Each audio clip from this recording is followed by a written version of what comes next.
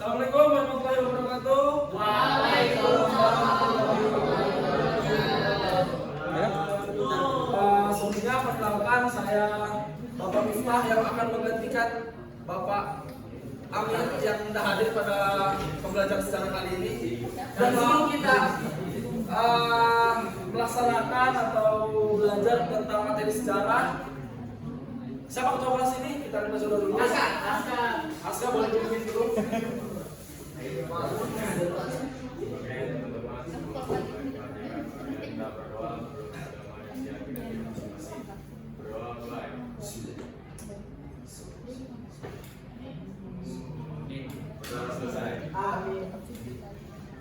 Oke, di sini pertama-tama Bapak akan jelasin dulu tentang materi apa yang kita akan pelajari nanti dan metode apa yang akan kita tetapkan pada pembelajaran kali ini. Jadi materi pertama yaitu detik-detik proklamasi kemerdekaan. Pertama, siapa saja yang merencanakan teks proklamasi, siapa aja yang menyusun draft-draftnya, dan siapakah yang membacakannya, dan siapa yang mendokumentasikan, nanti kita jelaskan sama-sama. Dan metodenya akan ada dua, mungkin ada metode ceramah dari saya sendiri dan akan selanjutnya bagi kelompok, dan ada beberapa pertanyaan dari saya yang akan saya beri kepada. Jadi yang pertama adalah perumusan naskah proklamasi kemerdekaan. Pada materi sebelumnya kita sudah belajar tentang Rengas Dengklok oleh Bapak Mahmud. Jadi sekarang saya akan ke selanjutnya, yaitu perumusan naskah proklamasi kemerdekaan. Jadi yang pertama, Soekarno-Hatta menempatkan pulau-pulau masing-masing dari Rengas Dengklok. Maaf, saya lupa menaruh di sini GPT. Sebelum berangkat kembali ke rumah Laksamana Medan. Ada yang tahu di sini siapa Laksamana Medan? Asal-asal? Jepang. Panglima Jepang.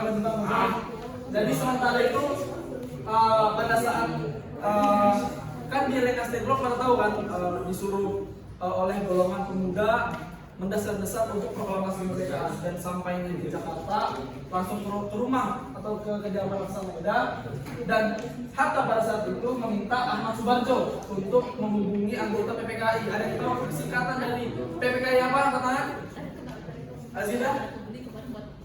Panitia Persiapan Kemerdekaan. Ya, betul. Tepuk tangan untuk Azida. Nah, buat apa nih Hatta menghubungi kamu berdua? Tolong jangan buat video di kelas ya, biar belajar mengganggu teman-teman yang lain. Peraturan paling krusial di kelas saya yaitu 3 kali saya harus keluarkan. Oke? Ya, Pak. Buat apa nih Hatta menghubungi Ahmad Subarjo untuk PPKI? Jadi pada saat itu Hatta menghubungi Subarjo untuk menghubungi anggota PPKI untuk segera ke rumah atau ke kediaman Laksamana Medan untuk membersamai pembuatan draft naskah proklamasi kemerdekaan Indonesia. Pak, pada saya katanya yang punya itu sahur, Pak. Betul, saya jelaskan, kamu jangan memotong saya dulu ya. Siapa namamu? Aji, Rahman Aji. Nah, pada saat itu juga betul tadi kata Aji. Pada saat itu, pada saat dari Rengas Dengklok itu tengah malam, jadi sampai Jakarta itu tengah malam mendekat sahur. Pada saat itu bulan Ramadan, teman-teman. Nah, jadi Laksamana Medan juga tadi orang Jepang. Kenapa pada akhirnya dia mengizinkan orang-orang Indonesia, Soekarno-Hatta, anggota PPKI serta golongan muda boleh ke rumahnya? Itu karena ada dulu Laksamana Medan bekerja dengan Ahmad Subarjo tersebut. Jadi ada ikatan batin mereka karena sudah sering kerja sama-sama dulu. Jadi itu kayak respect ke Indonesia lah maksud si Laksamana Medan ini. Jadi pada saat itu yang ada di kediaman Laksamana Medan adalah Soekarno-Hatta, kemudian ada golongan muda, golongan tua, dan anggota PPKI itu sendiri.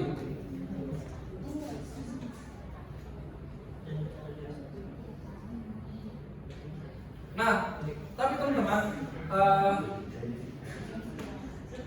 orang akan hadir pada saat itu ada banyak tuh rame, tetapi yang ikut merumuskan naskah proklamasi ada 5 orang, yaitu yang pertama ada yang bisa sebutkan? Soekarno Pak. Kanan. Soekarno Pak. Satu. Hatta. Dua. Sayyidina Tiga. Sumarjo. 4. Satu lagi. Wikana. Bibi. Salah teman-teman. Man. Mantap. Ada Soekarno. Jadi saya ulangi lagi, saya tekankan ada Soekarno, Muhammad Hatta, Soekarni, Said Malik, dan Ahmad Subarjo itu sendiri. Kan biasa ada kalau setiap forum-forum setiap diskusi kan ramai, tapi yang ngomong itu aja. Nah, yang itu aja itu yang 5 orang ini.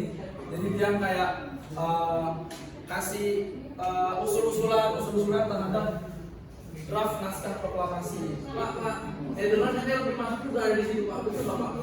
Nggak ada begitu. Anda ini kayaknya tidak suka dengan saya ini. Jadi peringatan kedua ya ini begini ya. Ribut ini. Deportasinya Pak. Ini untuk Okan, Andi dan Rahmat sudah peringatan kedua ya. Saya sudah buat Nah, mungkin kita balik ke slide sebelumnya. Sudah jadi nih dari 5 orang tersebut draftnya. Terus draftnya ini dibacakan oleh Soekarno kepada orang-orang di situ, ke PPKI, ke golongan tua, golongan muda, kayak mau kritik sarannya gitu, semacam itu. Jadi setelah dibacakan dan semua sepakat pada saat itu. Dan setelah dicapai konsensus tentang naskah proklamasi, Hatta pada saat itu dia ingin menandatangani semua orang yang ada di situ. Jadi setiap orang di situ tanda tangan nih naskah proklamasi. Karena itu banyak usulan dari golongan muda, yaitu cukup Soekarno dan Hatta aja yang tanda tangan situ sebagai perwakilan dari negara kita, negara Indonesia. Nanti saya akan tunjuk satu orang untuk bacakan proklamasi. Nah, kemudian lanjut ke materi selanjutnya, yaitu proklamasi kemerdekaan Indonesia. Selesai itu sekitar jam karena tadi sahur dulu. Oh iya, ada yang tahu pada saat di Rumah Laksamana Meda, ini for your information aja. Jadi pada saat itu sahur tuh sekitar subuh, Laksamana Meda menyuruh kayak suruhannya untuk membuat sahur untuk orang-orang situ. Jadi sahurnya itu ada dibuatkan nasi goreng, ikan sarden, Enak gitu Pak. roti dan susu. Enak. Enak. Ya Pak. Sama MBG sehatan mana Pak? MBG jujur. Maksudnya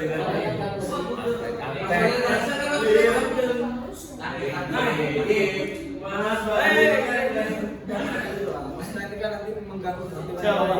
Sekali lagi ya. Siapa namamu tadi? Biar saya catat di sini, masuk rapor merah aja sudah. Ini sama Nah, kemudian pada awalnya para pemuda merencanakan pembacaan draft proklamasi yang tadi dibuat draftnya di kediaman Laksamana Meda di lapangan Ikada. Ada yang tahu sekarang lapangan Ikada itu apa? Ya, betul. Jadi kalau dulu itu namanya lapangan Ikada namanya. Sekarang Monas diganti. Nah, pada saat itu para pemuda ternyata belum tahu kalau ternyata anggota PPKI sudah merencanakan bahwa pembacaan draft proklamasi di rumah Soekarno, di kediaman Soekarno. Ada yang tahu rumah Soekarno itu jalan apa? Nomor berapa? Angkat tangan. Salah. Boleh yang di belakang? Pegangsaan Timur nomor di mana? Nah, betul. Tepuk untuk yang di belakang. Mana Pak? Berdiri di belakang Pak. Ya kelihatan Pak. Nah, pada saat itu juga, pada saat para pemuda ini ke sana ke Monas dulu lapangan Ikada, ternyata itu dijaga oleh tentara-tentara Jepang pada saat itu. Jadi tidak memungkinkan membacakan teks proklamasi di situ. Nah, kemudian karena sudah mengetahui pembacaan teks proklamasi di rumah Soekarno, jadi para pemuda yang awalnya di lapangan Ikada langsung menuju ke Pegangsaan Timur nomor 56. Betul Rama. Tangan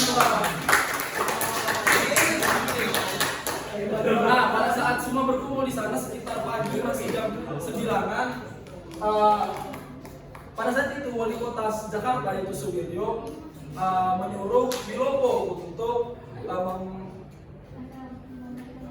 mempersiapkan pengeras suara dan mikrofon. Lewat itu berhasil dapatkan dari Gunawan yang merupakan pemilik toko radio setia di Salemba.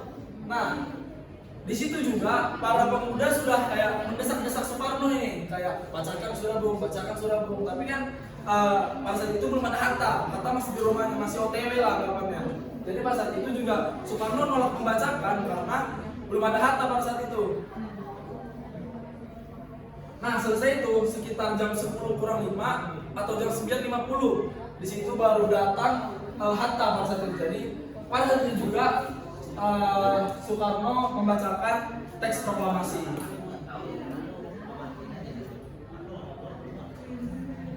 Nah, kemudian pada saat membaca teks proklamasi juga, setelah itu pengibaran bendera merah putih yang telah dijahit sama siapa? Ada yang tahu? Fatmawati. Ya, betul Fatmawati. Kemudian diiringi dengan lagu Indonesia Raya. Kamu tiga jangan begitu dong. Jangan HP. Kamu keluar. Telepon sudah kamu tiga daripada mengganggu peserta yang di sini kan, anak-anak di sini. Keluar siapa Rama, Abi dan Oman sudah. Daripada mengganggu kan dan juga ribut. Silakan keluar dulu. Silakan keluar. Langsung keluar langsung. Sekarang juga bertiga. Silakan keluar. Serius, Pak? Ya serius, karena kamu mengganggu ini. Bapak Adi tidur, Pak. Teman-teman kan sudah pada semangat kan. Nah, pas tadi saya di awal saya ingatkan juga bahwa ada yang dokumentasi. Ada yang tahu siapa yang mendokumentasikan? Enggak tahu. Gus, Pak. Ada dua pahlawan pada saat itu, yaitu Alex Mendur sama Franz Mendur. Tetapi yang kita lihat yang biasa diarsip negara-negara itu foto dari Franz Mendur, karena foto dari kamera Alex Mendur diambil oleh tentara Jepang pada saat itu. Jadi yang kita lihat di arsip negara itu foto dari Franz Mendur. Orang jangan HP. Jadi di sini saya akan bagi 3 kelompok, langsung aja terus ke lama. 1 baris sana, 2 tiga di sini. Nanti tinggal jawab aja. Sini, tidak usah beri nanti kelamaan. Masuk. Ini Rizky. Kamu kita pulang ke Rizky. Kami dikit Pak. Ya udah sih. Ini juga. Terus lama-lama, saya kasih waktu 3 menit aja untuk soalnya gampang. Saya sudah jelaskan di situ semua. 3 menit aja. Aska ini komen HP ini Aska ini. Mau keluar juga seperti yang di teman. Enggak, Pak. Ya, silakan. Teman silakan dibacakan aja 3 menit. 3 menit doang. Apa mau 2 menit? 3 menit. Bapak Adi tidur, Pak. Begadang ini, Pak. Tadi jangan tidur tadi. Silakan kamu.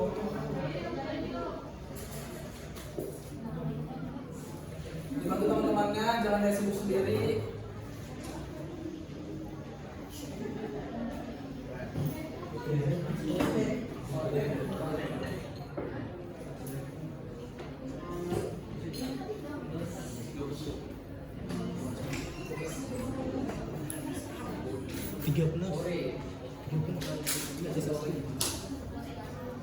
Silakan masuk. Kamu kenapa terlambat ini? Ini siapa makan? Oh, makan. Ya, silakan duduk. Oke, langsung masuk sini aja. Daniel masukin. Itu siapa? Tolong maju sini dulu sebentar. Siapa namanya ini? Siapa namanya? Ada ini, ada dari mana? Aku telat ini. Enggak sopan, Pak, pakai jaket dia, Pak. Bisa Pak, sekali. Baru mau tidur. Kenapa sudah teman-teman di sini sudah 9 di sini. Kamu mau makan sini? Untuk bola. Silakan duduk. Silakan kamu duduk saja. Jangan diulangi ya.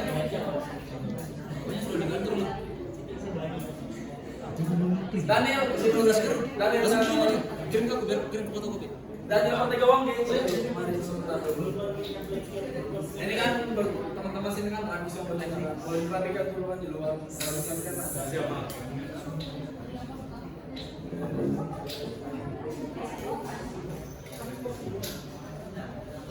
Vivi dan lo, Vivi. Anak-anak Vivi jangan mau. Bantu.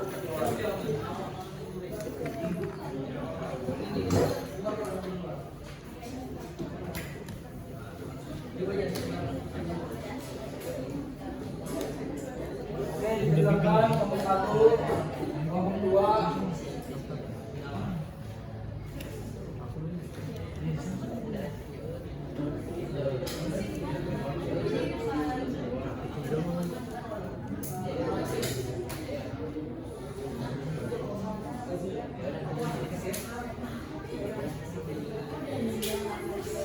Dibantu teman-temannya.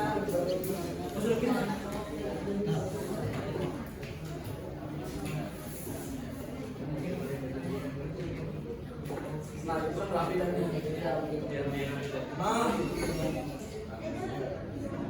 kita bisa gabung kelompok ini aja ya. Masih dulu kesini aja. Jaga kursinya Daniel.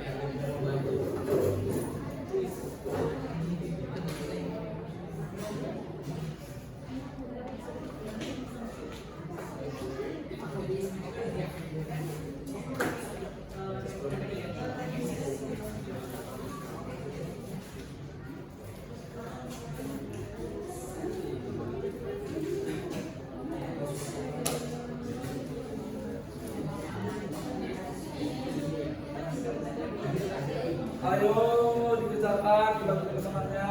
Baik Pak. Korban teman-teman Pak. Jadi kalau dia baru masuk ada. Ah ini yang HP Pak. Ada berapa HP ya? Saya Pak Yoni Kapitra Pak. Dia main HP Pak. Ada. Yon dulu Israel Pak. Fitnah dia Pak. Fitnah kamu mau keluar juga Pak. Rizky pakai topi pak. Jelas kalau pakai topi. Bebas saya bebas. Tapi jangan ribut, jangan mengganggu ketertiban perlahan. Apalagi kamu sebuah Berarti bulan rokok Pak. Tidak boleh rokok di sini.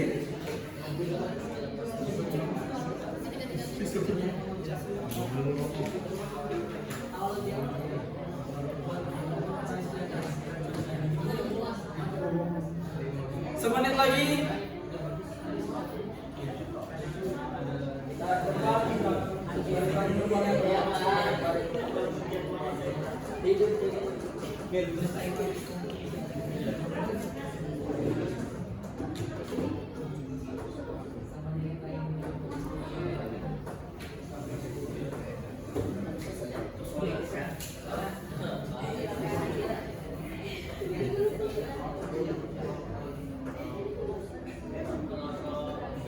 Dibantu teman-temannya, jangan ada yang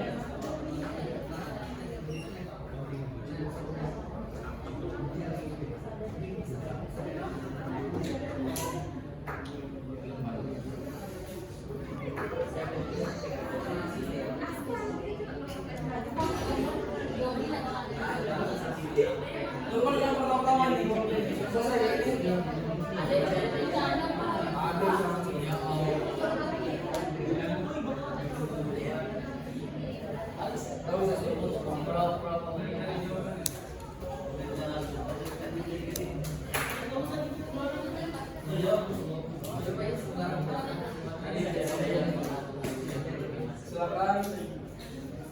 Kelompok 2 sudah nomor berapa Iwan? Nomor 3 sudah. Kelompok ini yang nomor 3 sudah sudah sampai nomor berapa? Nomor 8 Pak. Dua ada sekarang lanjutin. Lamar dulu. Nomor 1 masih 10 soal. Nomor 2 kita sisa 1 soal. Iya, kami kan rajin misalnya dulu. Kami alergi baca ketikan tuh.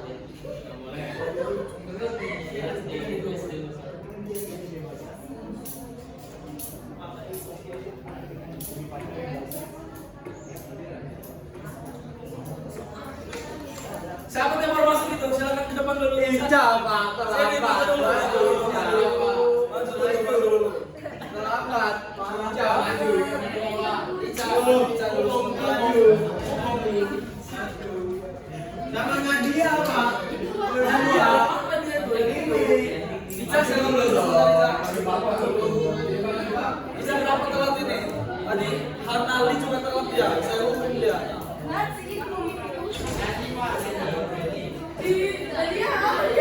Sudah, kamu kenapa telat Ica? tapi bocor. Ya, nggak apa-apa lah. Kalau tak kali tadi kesiangan kali tadi ya. Ya, Pak. Tak kali.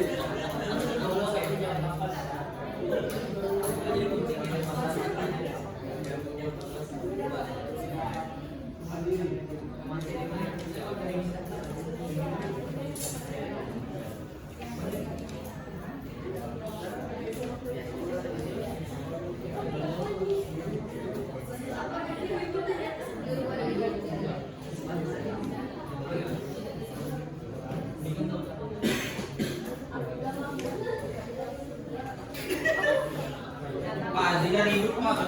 Azida jangan ribut itu tetap kemana sih? Sudah selesai kayak ini kelompok 3. Oh, dikit lagi. Oh ya, silakan. Kelompok 2 sudah kelompok 2. Jadi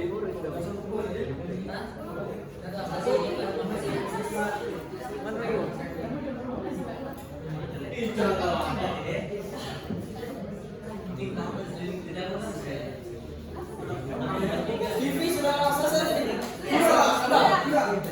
Oke, sudah menang belum? Sama kelompok 1. Sudah. Oh, kelompok 3 lambat Pak. Saya kelompok 3.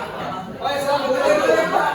Apakah itu di dalam sini? Saya di belakang tadi Pak. Saya enggak ada bantu dia Pak. Saya mau Bapak. Jadi kamu di mana? Saya di belakang kamera. Enggak ada bantu dia Pak. Coba Bapak tanya dia. Saya di sampingnya tadi. Kamu udah bantuin dia Pak. Saya mau dari sini saya baca. Oh, saya baca.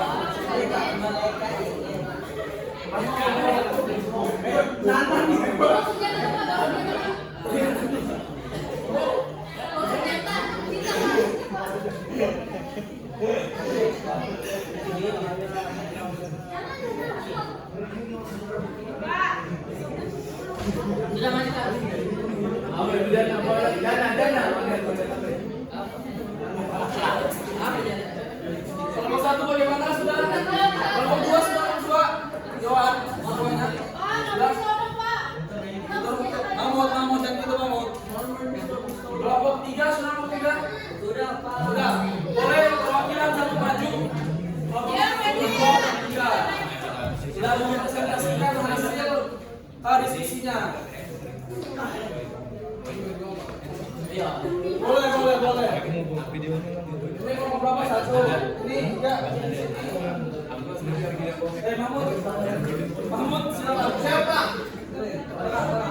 Bapak Satu dulu. Oke. Lambat ini Pak. Analisis lah alasan dibalik sikap kekerasan golongan muda yang menolak kemerdekaan di proses melalui PKI. Hubungkan hal tersebut dengan resiko munculnya anggapan bahwa Indonesia adalah negara hadiah dari Jepang. Jawabannya semua dia. Menolak PPKI karena dibentuk oleh Jepang. Jadi kemerdekaan di provinsi perjuangan bangsa Indonesia sendiri agar tidak dianggap sebagai hadiah. Sudah Pak? Sudah, silakan lanjut kelompok 2. Kelompok 2 Pak. Langsung semuanya. Jawaban. Teman-teman, mohon perhatiannya. Teman-teman, mohon perhatiannya. Oke, nomor 1. Anda silakan perhatikan. Analisis lah Sikap kekerasan golongan muda yang menolak kemerdekaan di proses melalui PKI dan hubungkan dengan resiko munculnya anggapan bahwa Indonesia adalah negara hadiah dari Jepang.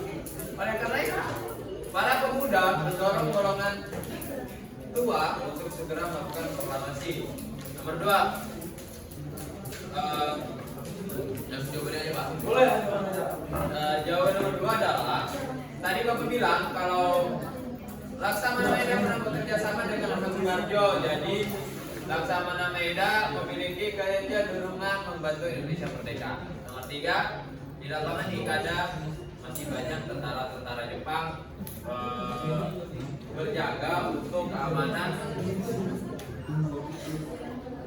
dan akhirnya dipindahkan ke Jalan Pegangsaan Timur nomor 56. Oke, tepuk tangan teman-teman. Wah,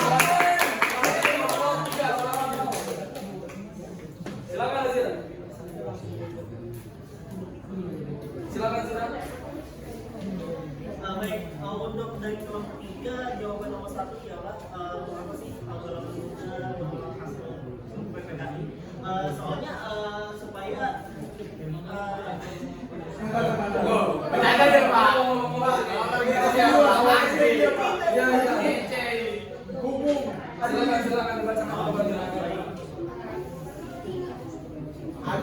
karena supaya mungkin maksud golongan muda ialah untuk membuktikan bahwa bangsa Indonesia Kertasnya kosong. ada. Silakan tidak bacakan sudah. Mau buka, tenang dulu ya, atau kamu keluar cari lain. Silakan ya. Mau maju juga. Konstruktif ya di kelas ya. Silakan tidak. Pak Yowan main-main Pak. agar tidak terkesan bahwa PPKI itu malu terjepang dan didikta oleh Jepang. Jadi dengan pemberian sanksi oleh golongan muda kepada satu Pak itu oleh Soekarno dan Hatta agar usaha kemerdekaan Indonesia itu murni oleh karena jadi payah. Oke, silakan. Jadi payah bangsa Indonesia itu sendiri. Kedua,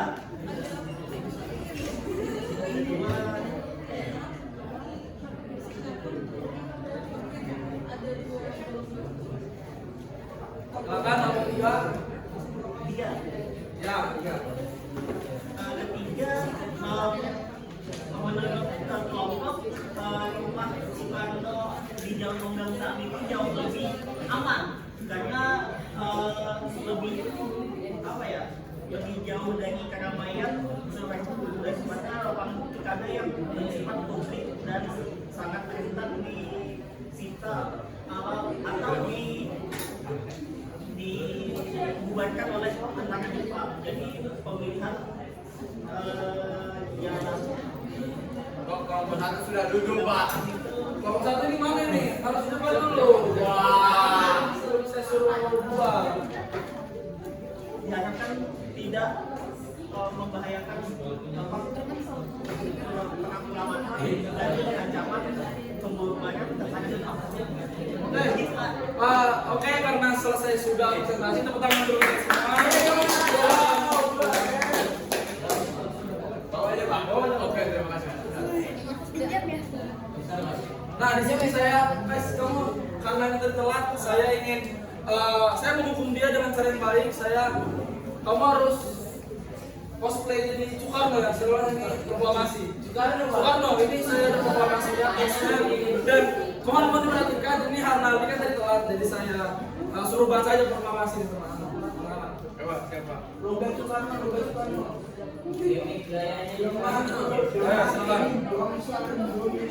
Kami bangsa Indonesia. Masih dari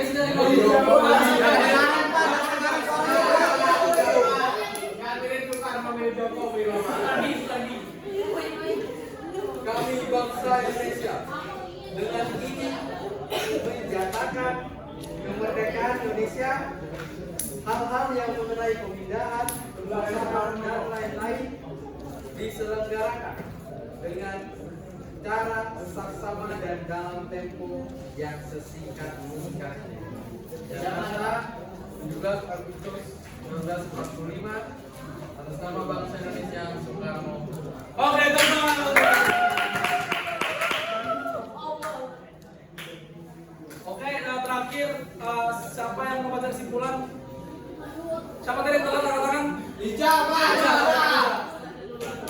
Kesimpulan, peristiwa proklamasi kemerdekaan Indonesia sudah sangat lama berlalu. Namun kita sebagai generasi penerus bangsa masih dapat merasakan dampaknya. Peristiwa proklamasi pada 17 Agustus 1945 merupakan sebuah pernyataan tegas dari bangsa Indonesia yang tidak mau lagi berada di penindasan bangsa asing. Kita yang hidup di masa kini dapat menikmati kemerdekaan itu dan tidak harus merasakan didorong penjajahan. Oleh karenanya, kita semua patut bersyukur atas kemerdekaan yang diperjuangkan dengan susah payah oleh para pendahulu kita. Oke, teman-teman semua. Karena waktu sudah cukup dan mengganti ke mata pelajaran selanjutnya, saya Bapak Miftah pamit undur diri. Wassalamualaikum warahmatullahi wabarakatuh.